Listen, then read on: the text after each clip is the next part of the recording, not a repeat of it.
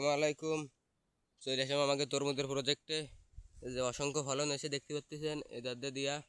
আসলে ভাই কষ্ট করলে সব কিছু যে সম্ভব, এই যে তার প্রমাণ। এই যে হলো আপনার জুলাই মাসের শেষের দিকে, অর্থাৎ শ্রাবণ মাসের 15 থেকে 20 দিন আজকে।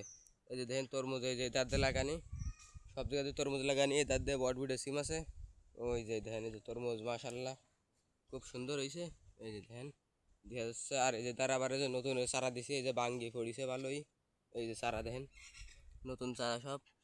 আসলে ভাই তরমুজের চারা এইভাবে দিলে ভালো হয়, আর তা নাহলে মানে চারা বাঁচানো সম্ভব হয় না। এদের দিয়ে আবার দিছে চারা। এই যে চারা দেখতেছেন, এই যে বটবুটে সিম আছে এদের দিয়ে। বটবুটে সিম আবার পাঁচ দিয়ে দান এলো, আরেকজনকে দান। আর এটা হলো আমার কাকাকে। এই যে তরমুজ হেন হয়েছে ওই জায়গাতে। তল দিয়ে কলাম, ওই যে শেলা দিয়ে যাচ্ছে, আবার মাছ আছে তল দিয়ে শুধু ফুটি মাছ দিয়া। এই যে দেখেন এই জায়গা দিয়ে যে দিয়া সারা। আর এই সময় যদি তরমুজ চাষ যদি করতে চান, তাহলে সব সময়ের জন্যই হাইব্রিড জাত বাছাই করতে হবে। এই যে দেখেন, এই যে এবার নতুন চারা লাগাইছি। এই যে আর বড় গুণন তো দেখতেছেন তরমুজ হয়েছেই মাশাল্লাহ খুব সুন্দর। এই যে যাতে দেখেন, এই যে হলো বটবুটে সিম।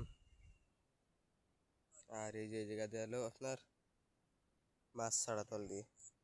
মাছেরও খাবার দেওয়া হয় কিন্তু খুব কম।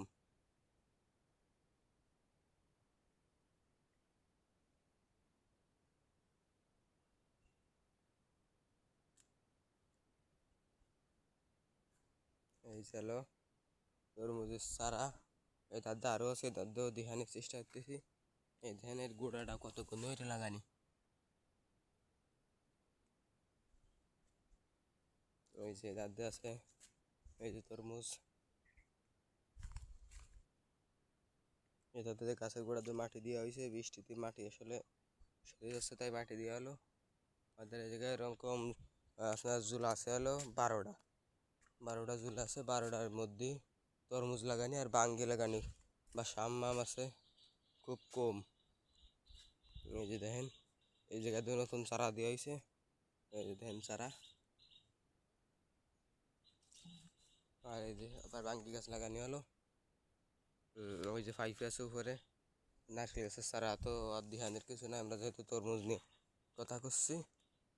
এই সময় যদি আপনারা তরমুজ লাগাতে চান, তাহলে সবসময় হাইব্রিড জাতটা বাছাই করবেন। আর এই জাতে আমরা আবার ফিরে যাচ্ছি। সবচেয়ে বড় তরমুজ আমার মনে হয় এই যে নতুন যে দোয়া শুরু হয়েছে, এই তরমুজটা মনে হয় সবচেয়ে বড় হবে।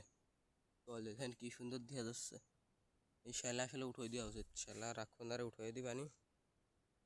তাহলে আজকের মতো এই পর্যন্ত শেষ। আল্লাহ হাফেজ।